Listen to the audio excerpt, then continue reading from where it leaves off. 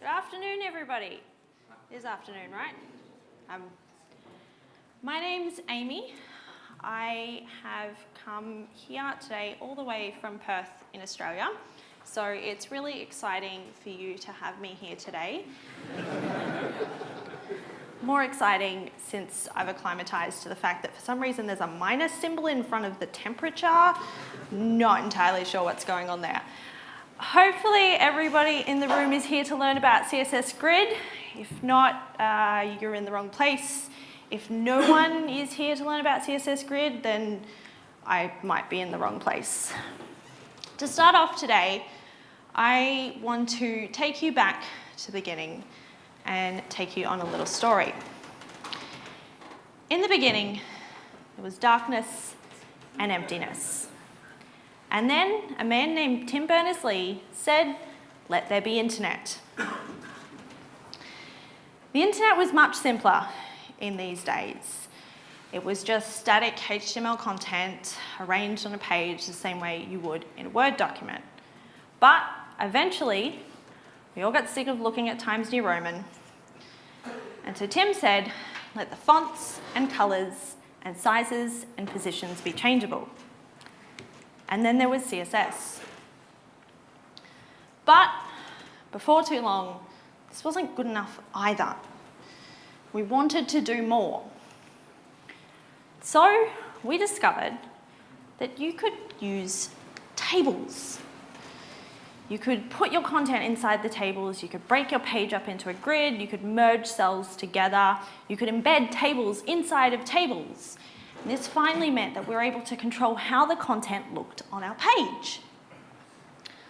But before too long, we discovered that although tables inside tables was okay, tables inside tables, inside tables, inside tables, inside tables, not so fun to work with, as anybody who deals with email templates today will know.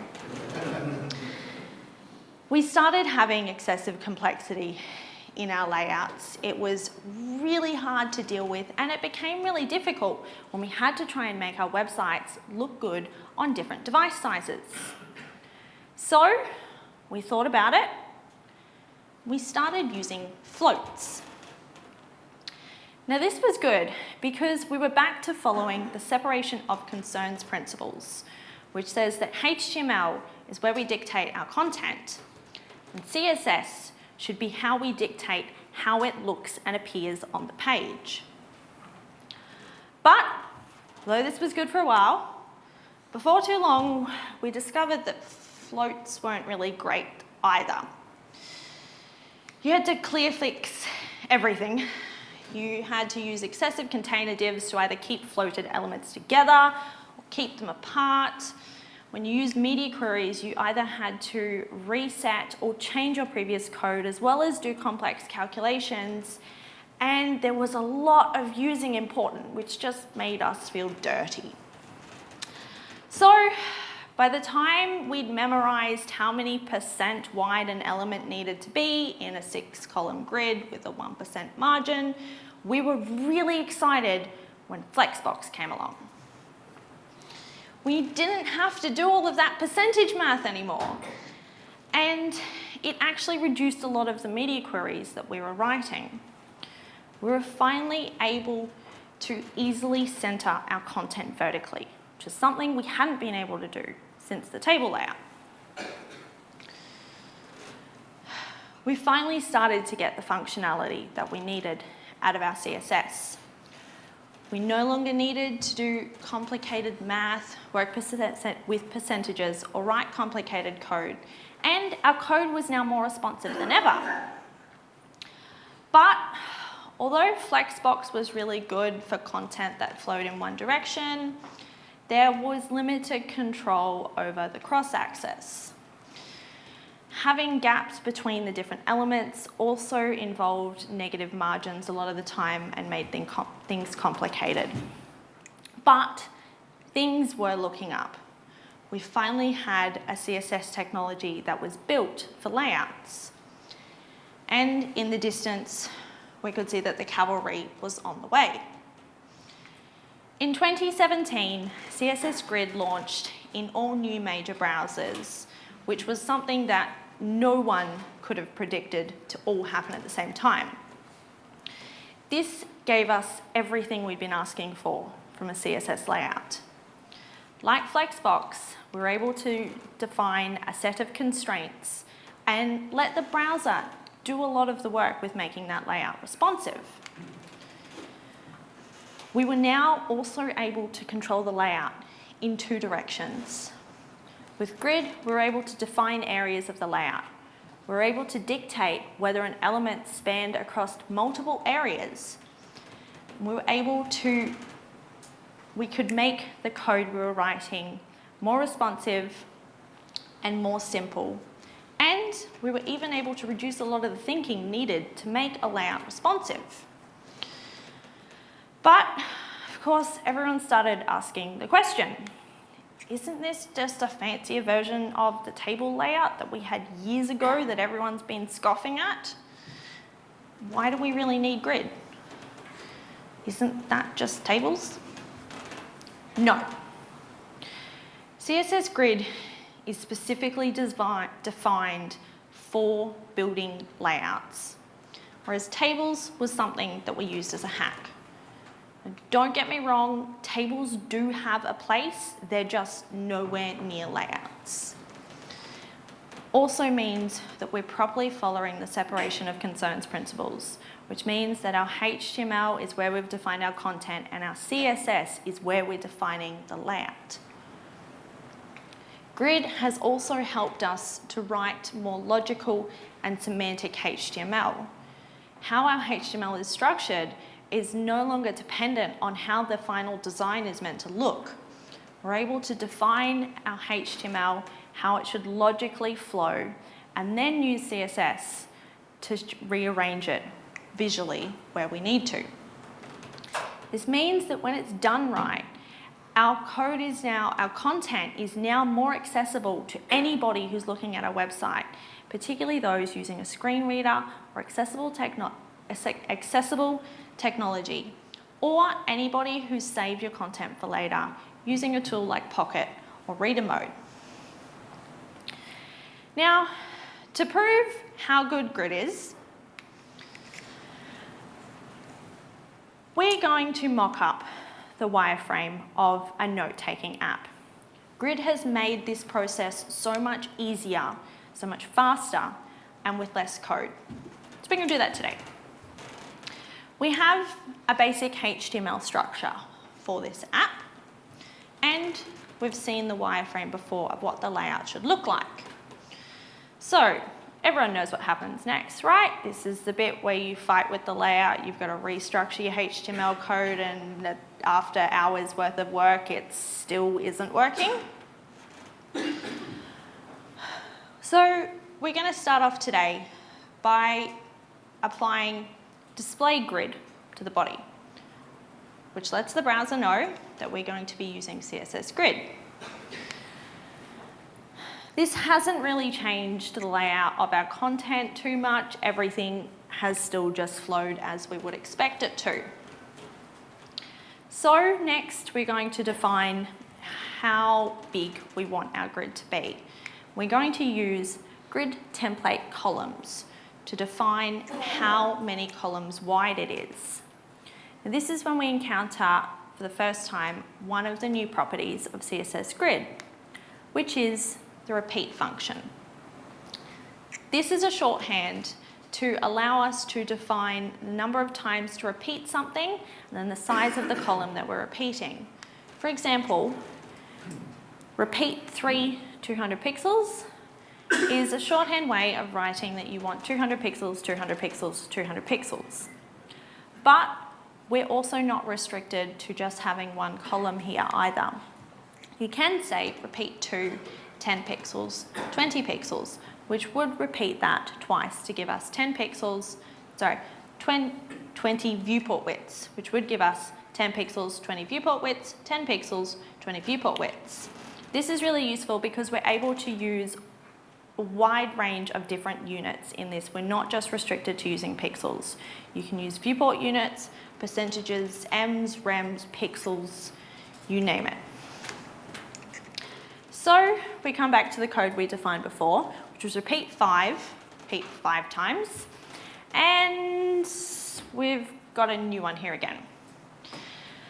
CSS Grid gives us the FR unit, which is similar to how we defined percentage widths for elements previously, and similar to how flex basis works for anyone who's used flexbox. But it also does a lot of the thinking associated between different gaps between elements and takes away a lot of that work for us.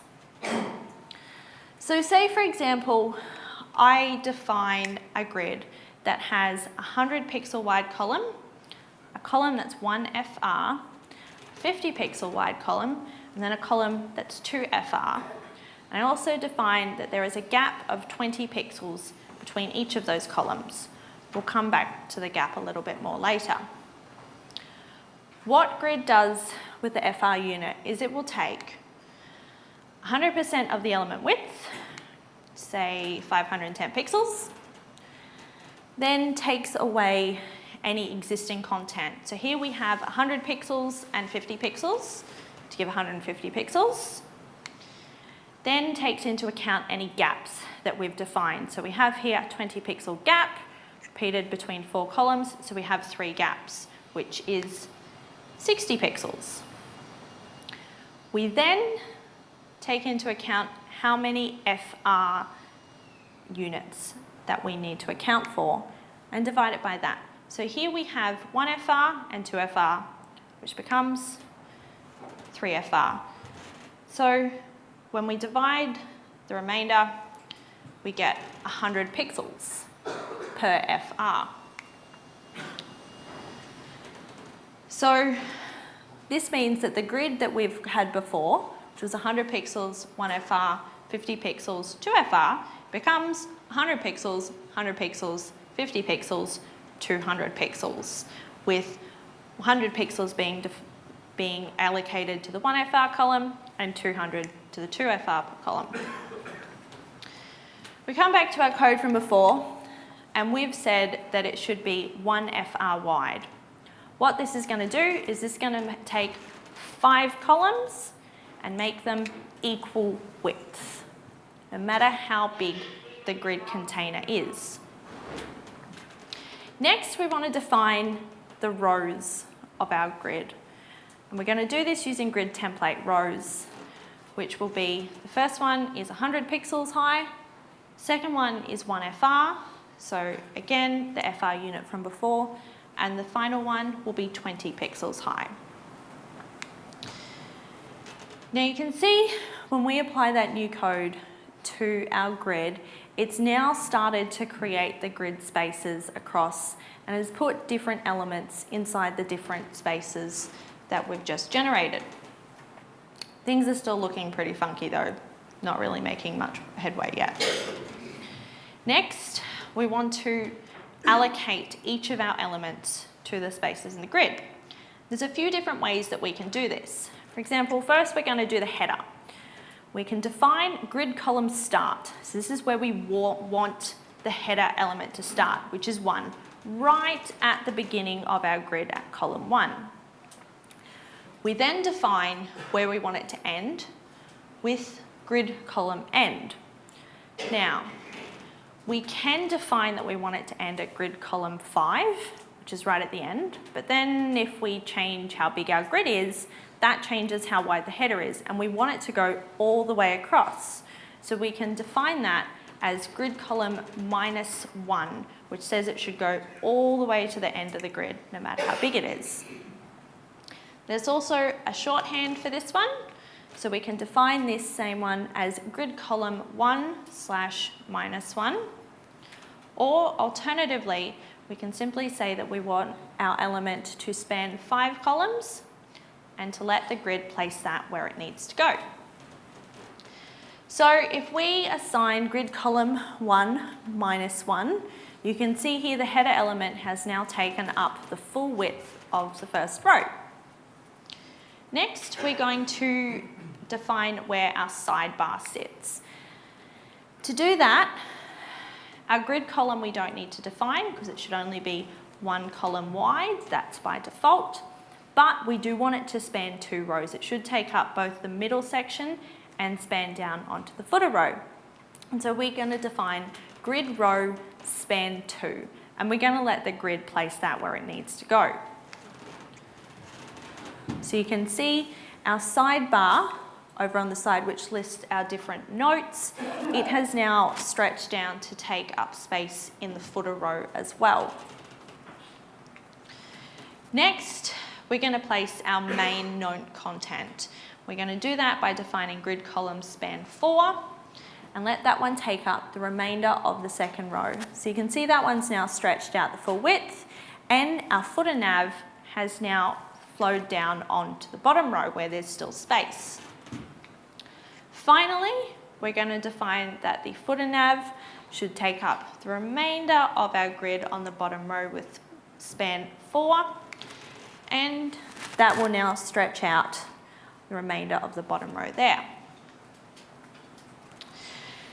There's a different way we can define this as well. As I said previously, we can define names for different areas in a grid.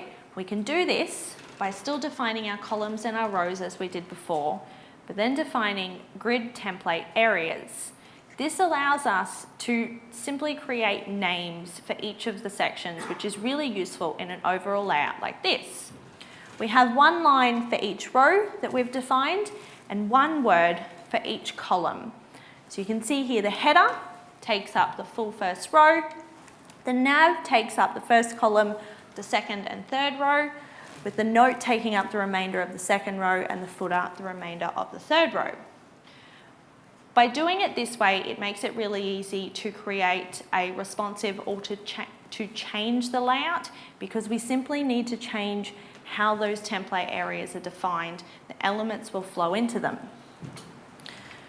Next, we're going to assign areas to each of our elements rather than assigning which columns it will take up and which rows.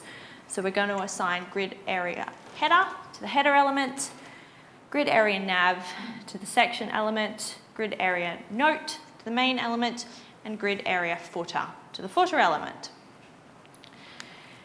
This is where one of the really useful tools with CSS Grid comes in handy.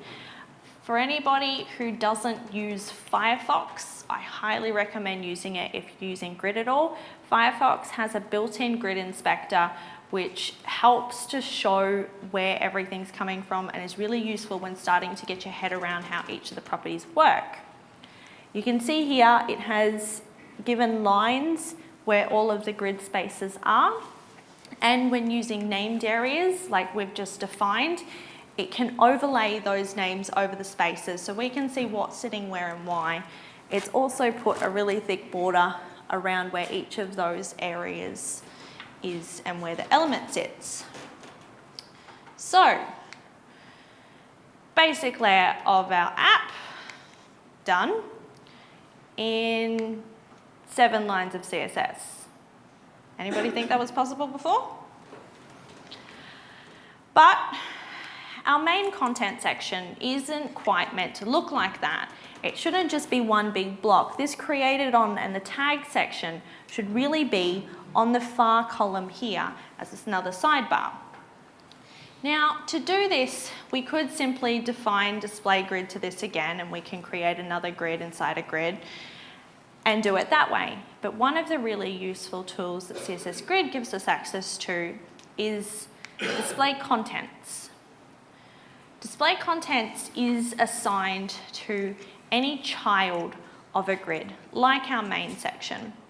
What it does is it takes this, so we've got an article and an aside, they're both wrapped in the main, and when we assign display contents to that main tag, pretends they don't exist, and we're now able to use both the article and the aside as grid children inside of our main layout grid that we've defined before.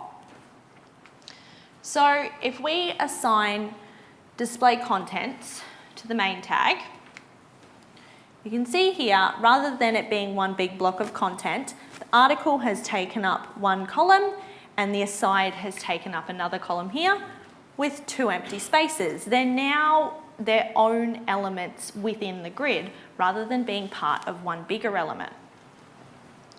We then need to tweak the areas that we defined before. So now rather than the note taking up the full middle width, it should take up 3 columns with a sidebar on the final column.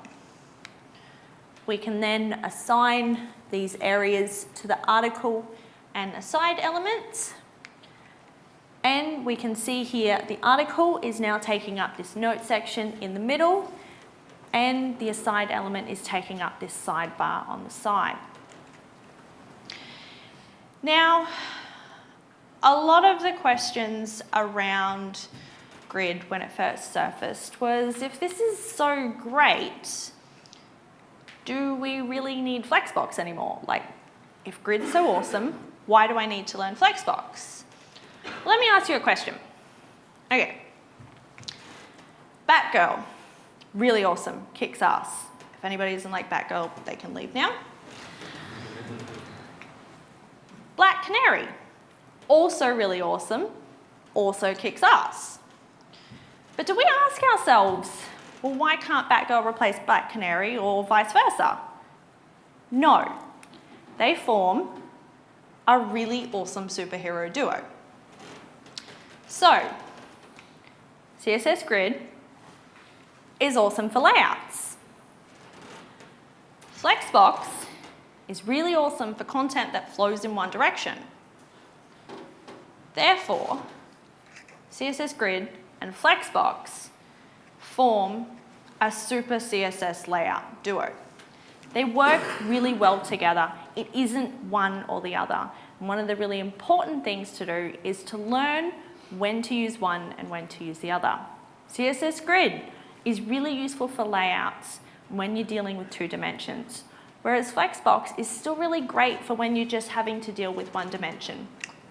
Say, for example, a navigation menu, like we've got in our footer here. We only need it to flow in 1 direction, so this is where display flex comes in handy. We can assign display flex to our footer nav, and we're also going to assign justify content space between. What that does is that's going to take all the available space in the element and it's going to equally spread it between each of the nav items. So if we do that, here, our footer nav is now spread all the way across the footer. Now, one of the other really useful tools with Grid is Grid has its own justify items property and align items. What this does is this defines how the size of the element inside a grid should behave. So as we've seen before, our coloured elements are taking up the full size within the grid, despite the fact that we haven't actually defined any width and height to them. This is because by default, it has set justify items to stretch. So that says should take up the full width of the element. And align items is also set to stretch, which means it should take up the full height. As you can see in the footer down below, where it really doesn't need that extra space. This also comes along with the properties of justify self and align self, which are assigned to children of the grid if we want to individually dictate whether or not they should still take up the full grid area. Say, for example, we assign justify self start to our footer. Rather than it taking up the full area that has available, it now only takes up as much area in the x-axis as it needs. So you can see our nav items are all bunched up at the start again, because that's as much space as they need. Now, we can still give it a set width, say 300 pixels, which means it'll have a little bit more space, but it really doesn't need to take up the full bottom, the full length of the bottom of our app. You can see here we've also got our flexbox is adding space between each of those nav items. So, there we go. Fairly quickly we've put together a definitely not breathtakingly beautiful, but it looks okay. This is what CSS Grid is great for. I'm not here to tell you how to make things look beautiful or pretty or do really cool things. This is really useful for mocking together a layout like this really quickly. But we might not just want a layout like this in our app. Like, this is really useful when I've only got 3 nodes, but what happens when I've got 20? I don't want to be scrolling through the sidebar to find the one that I want. I want a view which is going to list all of them at once. So we're going to define a new grid layout, which just has the header and footer and lists all of our different elements in the middle. Now, for this, we're going to define a new grid in this middle section. And we're going to redefine the columns for this. We're going to use the repeat function again, because I want to save the code that I write.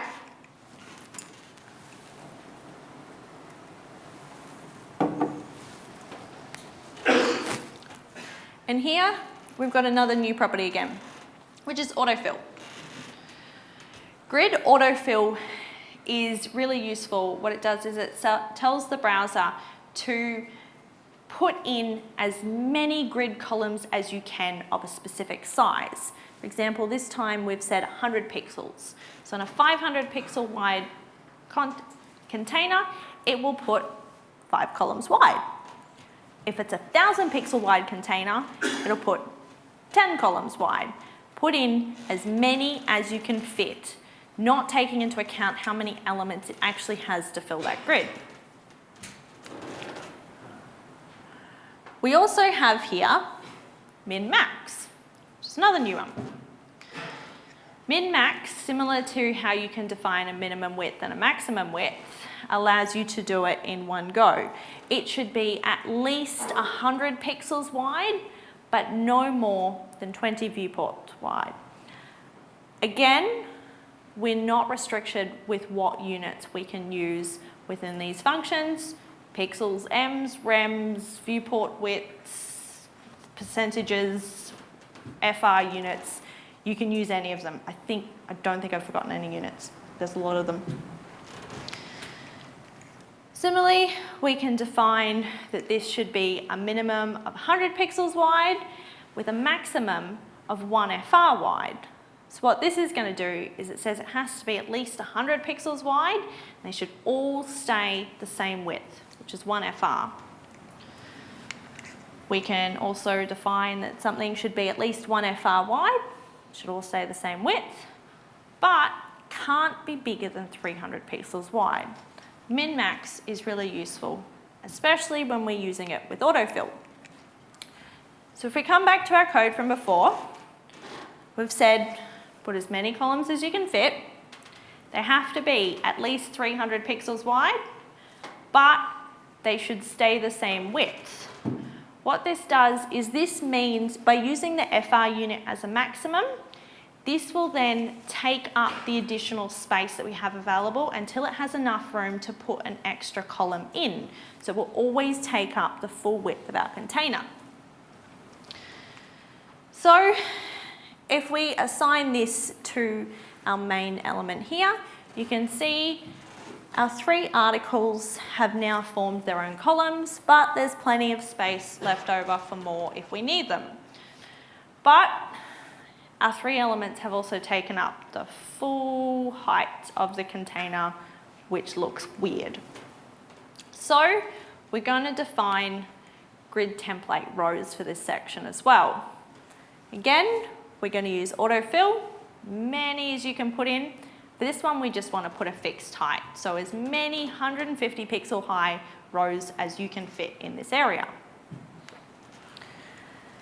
So here, They're a little bit nicer to read. We're starting to get the blocks that we're looking for. But they're still also really bunched up together. So now we're going to come back to grid gap from before. Now, this is a really great property because we've had so many issues with adding these gaps with the different CSS layouts in the past. Grid gap is shorthand for grid column gap and grid row gap. You can define them each separately, but today we want both of the gaps to be the same. So we just want 20 pixels between each of the columns, between each of the rows. If we add that there, you can see we're now started to get a bit of a gap between each of the blocks. So it looks a little bit nicer. Then we're going to come back to having a look at this with our Firefox Grid Inspector. You can see here where we've used our autofill. It's still put in the extra grid spaces because it can fit them, even though we don't have the content to fill there. You can also see here where all of our grid gaps are defined. This is really useful if you're using gap with any elements that span across multiple columns. Say, for example, you have an element which spans across 200 pixel columns. It won't just be 200 pixels wide. It will then take into account the size of any gaps that it spans across. So this is, again, a really useful tool to have a look at. Now, this has been pretty good so far. Almost sounds too good to be true. Can we really do this? What could possibly make this not usable? Yeah. Browser support. No one likes hearing browser support, and I'm sure anybody here who works with desktop apps, yeah, you don't know the pain of browser support. So, what is our browser support like? Are we actually going to be able to use this? Well, Chrome, yeah, it's probably pretty good. Chrome, you're able to use this from version 57 onwards. That one's okay.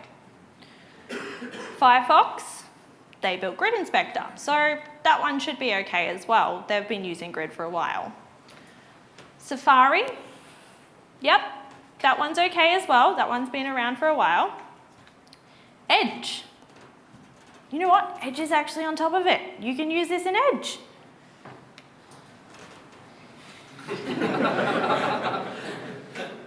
IE version 10 supports Grid?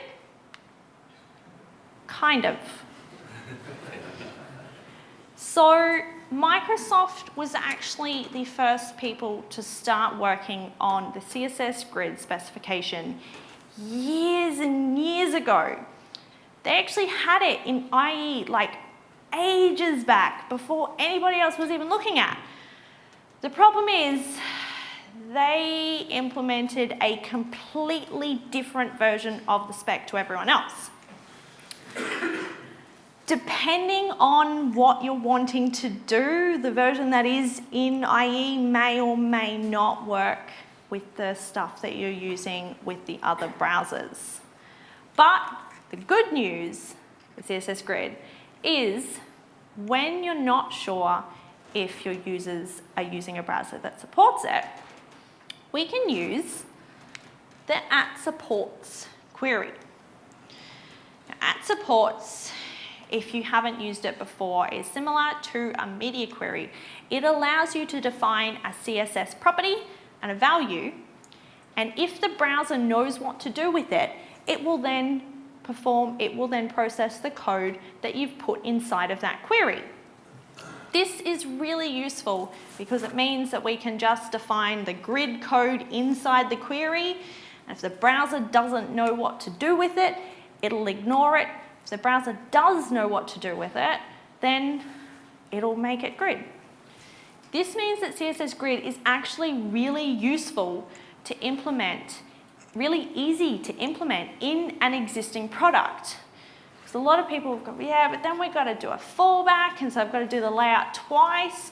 If you've got an existing product, you've already got your fallback.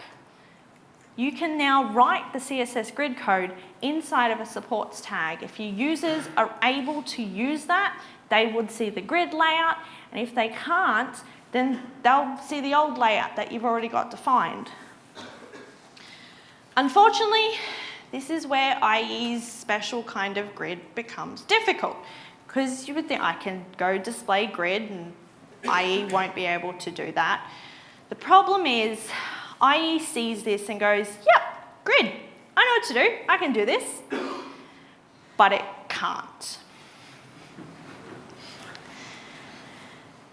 Again, if you're really interested, read the spec that IE has to just work out whether or not it can work. If you're doing something really basic, you may be able to get away with it. But one of the really useful things is IE doesn't support all grid properties. So I can instead do a @supports check for grid template areas, which I know IE definitely has no idea what to do with. Doesn't matter what areas you define here, it's just checking to see if it knows what you're doing.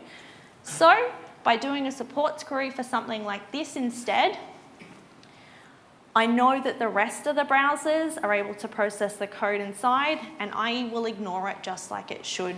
Can go back to doing the boring table layout or whatever it is that the fallback is. So this is a really useful one because I can just define my supports query, put the grid layout code inside, and you don't have to worry too much about fallbacks. Support is a relatively new query, but the good thing is it has more support than CSS Grid does. So if a browser doesn't know what to do with supports, it definitely won't know what to do with Grid, so it just ignores it all anyway. It's really a great fallback. It really can't go wrong. So, summing up, what have we covered here today? CSS Grid is awesome. That was it, right? No, seriously. CSS Grid is awesome. It is magic. I can't stress how much I'm excited by this because, as you've seen, 7 lines of code, 1 layout, 7 lines of code. Did anybody actually think that was possible? No.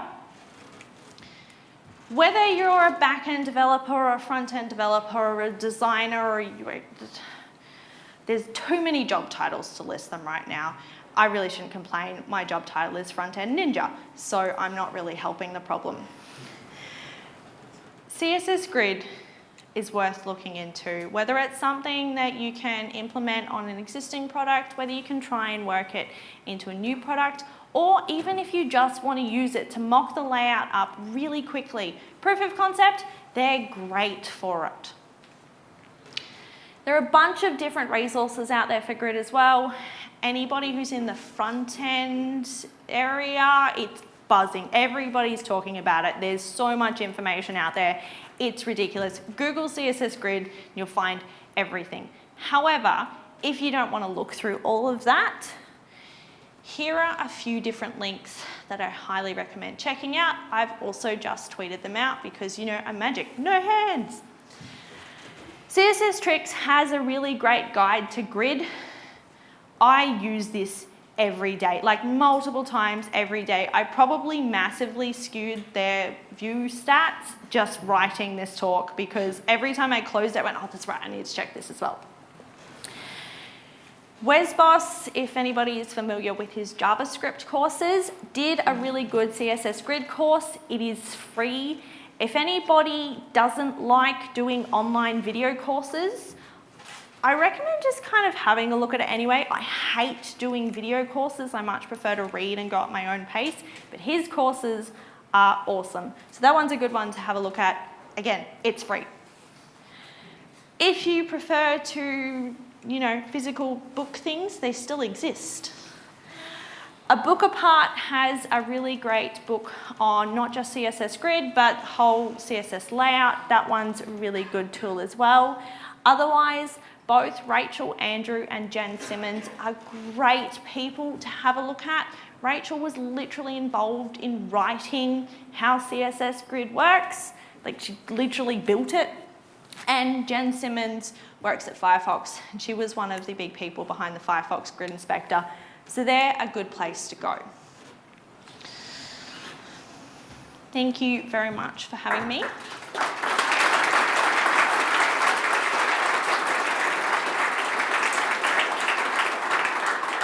I know I'm way under time, but it's also really late in the day, and it's, you know, like, we could have had a nap after lunch. It's a bit rough.